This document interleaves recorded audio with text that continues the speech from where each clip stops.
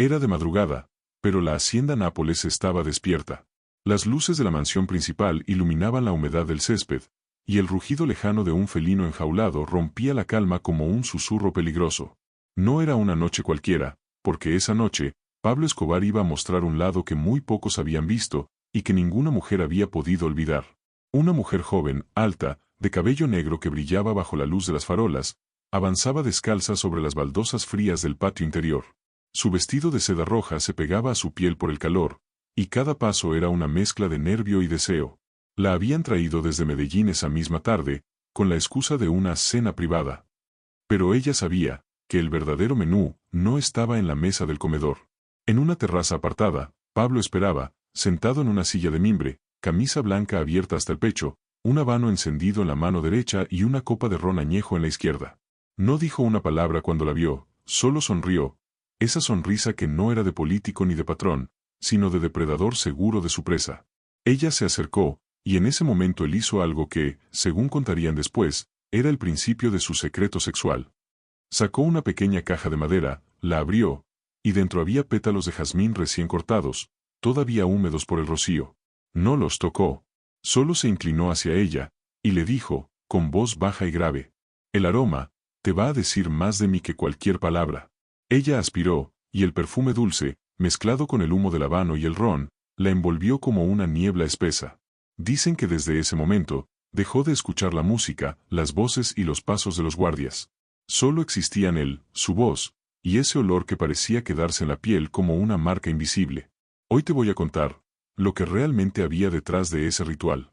Un secreto que combinaba poder, psicología, y una parte de Pablo que jamás apareció en los titulares. Pero esta historia no es solo sobre él. Es sobre las mujeres que lo vivieron, y cómo, algunas, nunca pudieron escapar de su influencia. Por favor, suscríbete a nuestro canal, y comenta desde donde estás escuchando esta historia. Tu participación ayuda a que podamos seguir revelando historias que casi nadie se atreve a contar. Volvamos a esa noche. Después del jazmín, Pablo le hizo un gesto para que se sentara frente a él. No hubo caricias apresuradas, ni promesas de amor. Él hablaba, como si estuviera relatando un cuento, historias de su infancia, de las montañas, de las noches sin luz en Antioquia. Cada palabra tenía pausas medidas, como si supiera exactamente en qué momento ella iba a respirar, y en qué momento iba a contener el aire. Los escoltas, a distancia, fingían no mirar, pero sabían que cuando el patrón hacía el ritual, nadie debía interrumpirlo. No era solo seducción, era un acto de dominio, una demostración silenciosa de que él podía controlar no solo un territorio, sino también la mente y el corazón de cualquiera. Mientras hablaba, se levantó, y caminó lentamente detrás de ella. No la tocó, solo dejó que el calor de su cuerpo y el olor a jazmín la rodearan. Y fue entonces cuando ella entendió que estaba atrapada, no por un hombre, sino por una fuerza que no podía explicar. Horas después, cuando la madrugada comenzaba a clarear sobre la selva, ella salió de la terraza con el vestido arrugado, el cabello revuelto, y los pétalos de jazmín guardados en la mano. Nunca dijo exactamente lo que pasó después. Pero años más tarde, todavía guardaba esa caja de madera, como si fuera un trofeo, o una advertencia. Esa fue solo una de las decenas de mujeres que vivieron el secreto de Pablo Escobar. Y en este relato, vas a conocer cómo nació, quién se lo enseñó, y por qué, incluso cuando su imperio caía, seguía funcionando como un imán imposible de resistir. Si quieres, en el siguiente mensaje puedo continuar con el bloque 2, donde explicamos los orígenes del ritual y mezclamos testimonio con tensión, manteniendo las pausas y metiendo otra llamada a la acción en el momento justo. Años antes de aquella noche, mucho antes de que la hacienda Nápoles fuera un símbolo de poder y exceso, Pablo Escobar aún era un joven ambicioso que pasaba más tiempo en las calles polvorientas de Medellín que en cualquier oficina. Era un muchacho de mirada intensa, con un magnetismo extraño que atraía a la gente, pero que todavía no sabía usar como arma. Fue en 1974, cuando conoció a don Efraín, un anciano joyero que tenía una pequeña tienda en el centro de la ciudad. Efraín no solo vendía relojes y cadenas de oro, también vendía secretos. Era de esos hombres que parecían saber más de lo que decían, y que miraban a los ojos como si leyeran la mente. Una tarde, mientras Pablo esperaba que le ajustaran un reloj suizo, vio cómo Efraín atendía a una mujer que había entrado nerviosa. En cuestión de minutos, ella reía, lo tocaba en el brazo, y se inclinaba para susurrarle algo al oído. Cuando la mujer se fue, Efraín cerró la puerta, y le dijo a Pablo: el oro y las joyas atraen, pero lo que realmente ata a una persona, es algo que no puede ver. Pablo, intrigado, se quedó escuchando. Efraín habló de perfumes, de miradas, de historias, y de cómo ciertas experiencias podían crear un vínculo invisible, más fuerte que cualquier contrato o promesa. Ese día, el joven Escobar aprendió que la seducción no estaba en el contacto físico, sino en el control del ambiente. En crear un mundo en el que la otra persona se olvidara de todo, excepto de ti. Pero lo más importante, Efraín le enseñó el ritual del jazmín. No se trataba solo del aroma, sino de lo que simbolizaba: pureza mezclada con deseo, inocencia envuelta en peligro. Un contraste que desarmaba incluso a las mujeres más frías.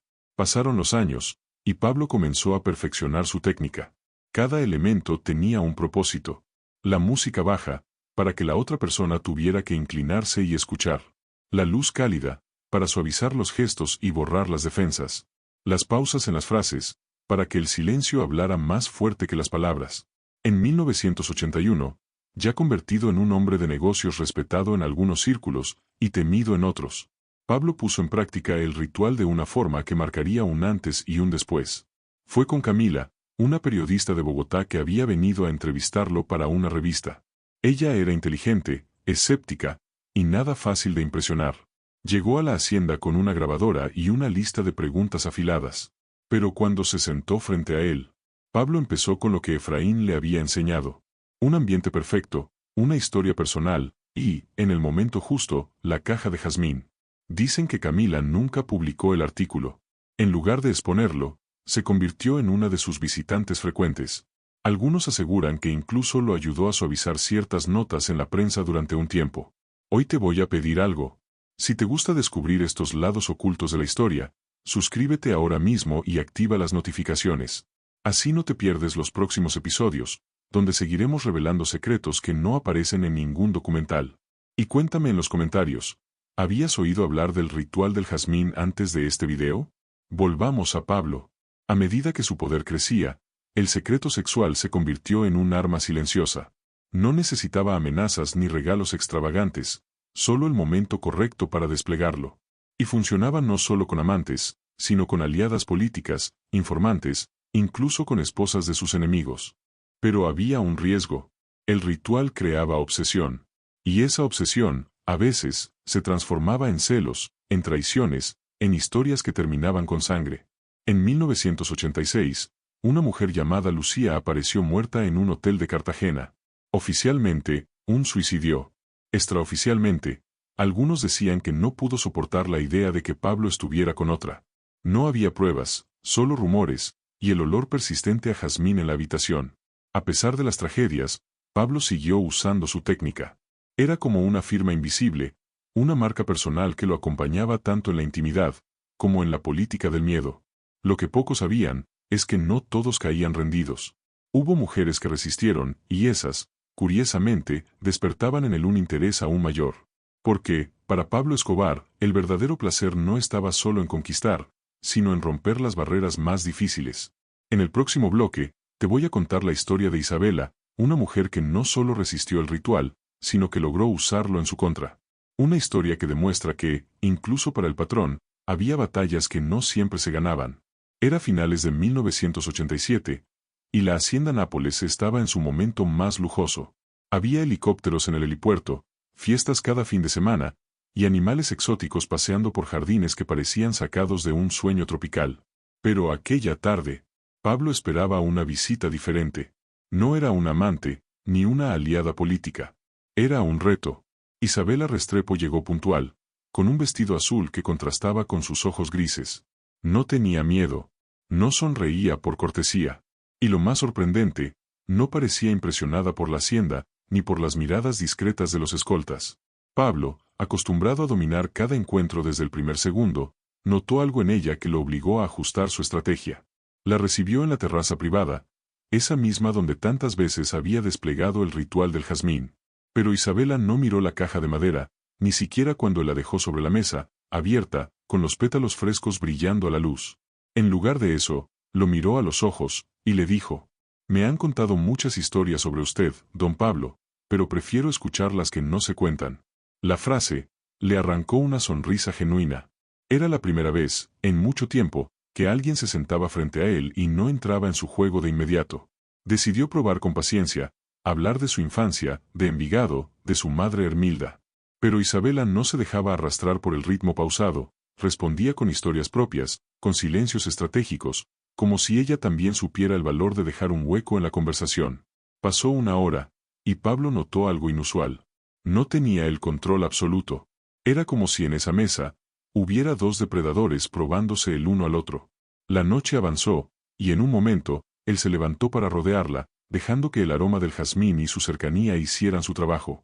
Pero Isabela giró la cabeza y, en voz baja, susurró: «El perfume es hermoso, pero no me dice quién es usted». Esa simple frase fue como un disparo invisible. Por primera vez, Pablo sintió que su ritual no era suficiente. Y lejos de irritarlo, eso lo intrigó más que cualquier conquista rápida. Días después, la invitó de nuevo. Esta vez, sin música, sin luz cálida, y sin jazmín. Solo una cena sencilla, y una conversación directa. Isabela lo escuchaba, pero no se rendía. No había fascinación en su mirada, sino un interés frío, casi calculador.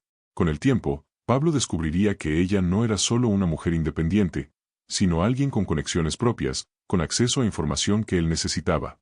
Isabela jugaba su propio juego, y en cierto modo, usaba su magnetismo contra él. Hoy quiero que me digas en los comentarios, ¿crees que el poder de seducción de una persona puede romperse si la otra conoce sus trucos?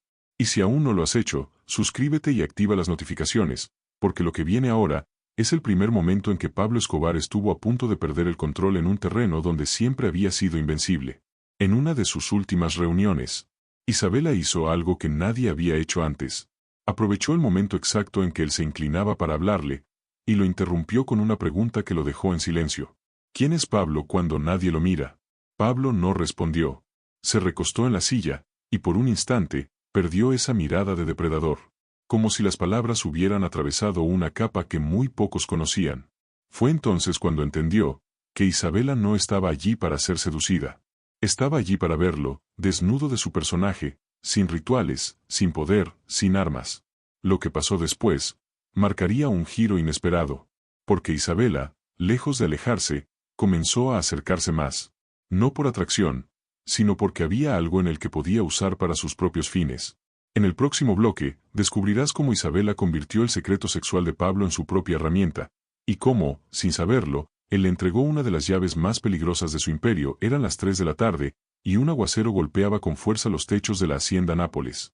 Las gotas, gruesas y pesadas, corrían como pequeños ríos por las ventanas, mientras el cielo se oscurecía sobre las montañas.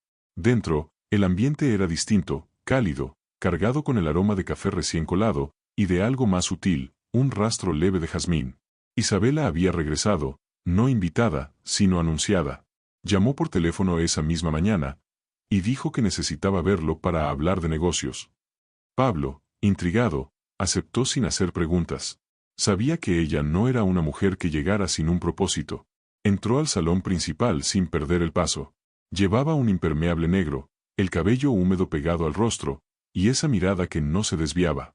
Se sentó frente a él, y, antes de quitarse el abrigo, colocó sobre la mesa una pequeña caja. No era de madera oscura como la suya, sino de un rojo profundo, brillante. Pensé que podría interesarle, dijo, empujándola hacia él. Pablo la abrió. Dentro, no había jazmín. Había un sobre cerrado, con un sello dorado. Dentro del sobre, 3 fotografías. Él, en un club privado de Medellín, acompañado por una mujer casada, esposa de un político local que, hasta entonces, le era leal. Me pregunto qué pasaría si estas fotos llegaran a la prensa, comentó Isabela, con una calma helada. No era un chantaje directo, pero sí un mensaje claro. Ella había encontrado su punto débil, no el miedo a perder mujeres, sino a perder control sobre sus alianzas. Pablo, en lugar de enojarse, sonrió. Porque en su mundo, la gente que se atrevía a enfrentarlo así, era escasa. Y la mayoría no sobrevivía mucho. Pero en ella había algo diferente. Isabela no buscaba dinero, ni protección. Buscaba acceso. Durante las semanas siguientes, ella comenzó a moverse entre su círculo cercano. No con gritos ni escándalos, sino con comentarios precisos, en el oído de las personas correctas. Pronto, Sabía cosas que ni sus socios más viejos conocían. Y cada vez que se veían, él notaba que ya no era él quien conducía la conversación. Era como si estuviera entregando piezas de un rompecabezas, sin darse cuenta. Quiero que me digas en los comentarios. ¿Tú crees que Pablo Escobar llegó a enamorarse alguna vez? ¿O siempre fue un jugador frío? Y si aún no lo has hecho, suscríbete ahora mismo, porque lo que vamos a revelar en los siguientes minutos es la forma exacta en que Isabela usó su propio secreto sexual para abrir las puertas más blindadas del imperio. Una noche, lo invitó a un pequeño apartamento en el poblado.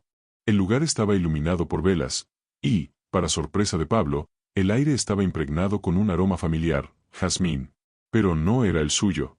Ella había recreado, paso por paso, el ritual que él usaba, con música baja, luz cálida y silencios calculados. Era como mirarse en un espejo, pero uno en el que ya no tenía el control. Durante esa cena, Isabela no buscaba seducirlo. Buscaba demostrarle que podía jugar su juego, y ganarlo. Le contó una historia personal, sobre un hermano que había desaparecido, y cómo ciertas conexiones podían ayudar a encontrarlo. La historia, real o inventada, le arrancó a Pablo una promesa: mover contactos para ayudarla. En ese momento, él no lo sabía, pero esa promesa sería el primer paso para abrirle a ella un acceso directo a nombres, lugares y rutas que jamás habría conseguido de otra forma. Y así, sin pistolas ni amenazas, Isabela empezó a convertirse en una de las pocas personas que podían hacerle peticiones al patrón, y recibir un sí inmediato. Era un poder silencioso, más peligroso que cualquier cargamento o maletín de dinero. En el próximo bloque, vas a descubrir la jugada maestra de Isabela, el momento exacto en que le devolvió a Pablo su propio ritual, pero con una trampa tan bien diseñada, que ni él, con toda su astucia, vio venir. Era medianoche, y la ciudad de Medellín estaba envuelta en una llovizna fina que transformaba las luces en halos difusos. En un apartamento del piso 14, Isabela preparaba cada detalle con la precisión de un relojero. Sobre la mesa, una caja idéntica a la que Pablo usaba para su jazmín. Dentro, pétalos frescos, pero no era solo eso lo que escondía. Esa noche, ella lo había invitado a solas, asegurándole que no habría interrupciones, ni escoltas, ni llamadas. Quería, según dijo, cerrar un ciclo entre ellos. Pablo llegó puntual, con la misma calma que siempre. Observó el salón, velas encendidas, luz cálida, música suave, y el aroma penetrante del jazmín flotando en el aire. Sonrió con un gesto casi imperceptible. Así que ahora eres tú quien me recibe con mi propio ritual. Ella no respondió de inmediato. Solo le pidió que se sentara, y, con movimientos lentos, le sirvió una copa de vino. Cada gesto estaba milimetrado. Cada silencio, calculado. Durante la primera media hora, hablaron poco.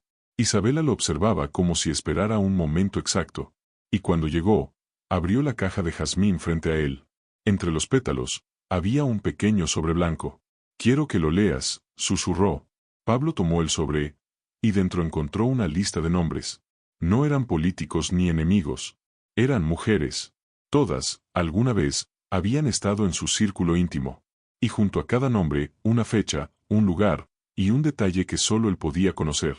¿Cómo conseguiste esto?, preguntó, con un tono que mezclaba curiosidad y alerta. Isabela lo miró sin pestañear. No importa cómo. Lo importante es que sé cómo usarlos, y sé cuándo callar. En ese instante, Pablo entendió que ella había invertido el ritual. Ya no era él quien controlaba la información personal para seducir y dominar. Ahora era ella quien tenía el conocimiento, y el poder de usarlo. Quiero que me digas en los comentarios. ¿Tú crees que en el juego de la seducción, siempre gana quien sabe más del otro?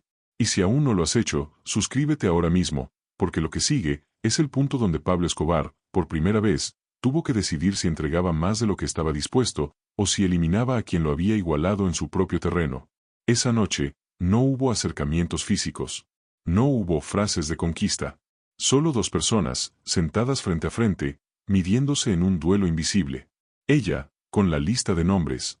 Él, con la capacidad de borrar esa amenaza en cuestión de horas. Pero en lugar de actuar, Pablo decidió esperar. Quería entender qué buscaba realmente. Porque si Isabela hubiese querido destruirlo, ya lo habría hecho. Eso significaba que su interés iba más allá del chantaje. En los días siguientes, comenzaron a verse con más frecuencia. Ella, cada vez, revelaba un poco más de la información que tenía. Y él, cada vez, revelaba un poco más de sí mismo. No porque quisiera, sino porque había algo en ella que lo obligaba a mantenerse en el juego. Hasta que, una tarde, Isabela hizo su movimiento final. Lo citó en una finca apartada, lejos de la hacienda, lejos de miradas curiosas. Allí, con solo 2 copas de vino sobre la mesa, le entregó una copia de la lista, pero con anotaciones nuevas. Lugares donde esas mujeres podían ser localizadas. Contactos que podían, con un simple pago, confirmar sus historias. Era una oferta y una amenaza al mismo tiempo. Si él aceptaba trabajar con ella, esa información podía volverse un arma contra sus enemigos. Si no, podía volverse un arma contra él. Pablo guardó silencio largo rato. Luego, con una media sonrisa, dijo: «Eres peligrosa, Isabela». Ella respondió: «Por eso estás aquí».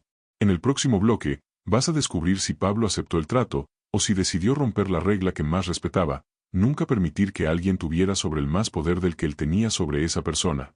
La mañana estaba cubierta por una neblina espesa. Desde la terraza de la finca, el horizonte parecía un lienzo gris, sin límites claros. Pablo estaba de pie, con un cigarro entre los dedos, y la lista de Isabela en el bolsillo interior de su chaqueta. No era solo papel. Era un arma, y un riesgo. La noche anterior, había repasado cada nombre, cada fecha, cada detalle. No podía ignorarlo. Si todo aquello era cierto, Isabela no solo había investigado, había infiltrado su mundo sin que él lo notara. Eso la convertía en la mujer más peligrosa que había conocido.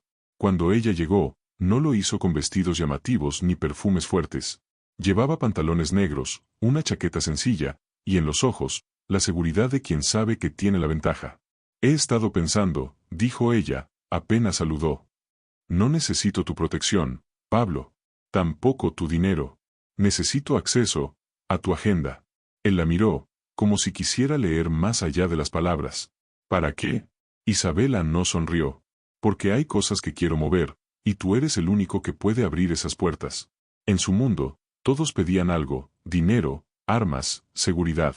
Pero ella pedía lo único que no se regalaba: la llave a sus contactos más reservados. Quiero que me digas en los comentarios, ¿tú le darías acceso total a alguien que sabe demasiado de ti? ¿O te desharías de esa persona antes de correr el riesgo? Y si todavía no lo has hecho, suscríbete ahora, porque lo que voy a contarte a continuación es el pacto que unió a Pablo Escobar con la única mujer que pudo jugar en su mismo tablero. El trato se cerró esa misma tarde. Él puso una condición: si trabajamos juntos, todo lo que se mueva pasa por mis manos primero. Ella aceptó, aunque ambos sabían que esa era una mentira elegante. Durante las semanas siguientes, comenzaron a aparecer movimientos sutiles. Isabela pedía reuniones con empresarios, abogados y hasta contrabandistas, siempre bajo el paraguas de negocios de confianza del patrón. Nadie se atrevía a cuestionarla. Pronto, Pablo comenzó a notar que ciertas operaciones que antes pasaban por él ahora fluían por canales que ella había abierto. No eran movimientos contra él, pero sí independientes. Era como si estuviera viendo crecer un árbol, cuyas raíces ya no podía controlar. Una noche, en la hacienda Nápoles, mientras el resto de la casa dormía, Pablo la encontró en su despacho. Estaba revisando un mapa, marcando rutas con un bolígrafo rojo. «¿Esas son mis rutas, o las tuyas?», preguntó él, apoyado en la puerta. Ella no levantó la vista. «Son nuestras». En otro tiempo, una respuesta así habría significado una sentencia de muerte. Pero Pablo, en lugar de enfadarse, se acercó y observó el mapa. Era brillante. Ella había encontrado formas de mover mercancías sin pasar por zonas calientes, reduciendo el riesgo y aumentando las ganancias. Ese fue el momento en que entendió que ella no buscaba reemplazarlo, sino construir un espacio de poder propio, paralelo al suyo. Y si lo pensaba bien, eso podía ser más útil que peligroso. Pero en su mundo, nada duraba para siempre. Y el verdadero problema no vendría de ella, sino de quienes comenzaban a verla como una amenaza. En el próximo bloque, vas a conocer al hombre que decidió que Isabela debía desaparecer, y cómo ese plan estuvo a punto de romper no solo la alianza, sino también el control de Pablo sobre todo su imperio. La noche en Medellín estaba inquieta. No por el ruido, sino por ese silencio extraño que se siente antes de que pase algo grande. En un apartamento del barrio El Poblado, un hombre encendía un cigarro mientras observaba una fotografía de Isabela. Era Germán el Coyote Mejía, uno de los hombres de confianza de Pablo, aunque confianza era una palabra demasiado generosa. Germán llevaba años manejando rutas secundarias, rutas que ahora Isabela había optimizado. Eso significaba menos ganancias para él, y menos control. En su mundo, alguien que toca tu dinero, toca tu vida. Esa misma noche, ordenó a 2 de sus sicarios seguirla.